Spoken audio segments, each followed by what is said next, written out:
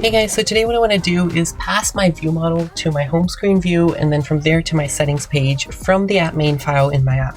And so this app main file is just at the top and you can see that little app main above the struct.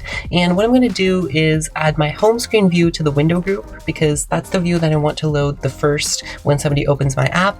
And I'm going to be making my view model with state object. And I'm going to be passing that in with .environment object and then the name of the view model.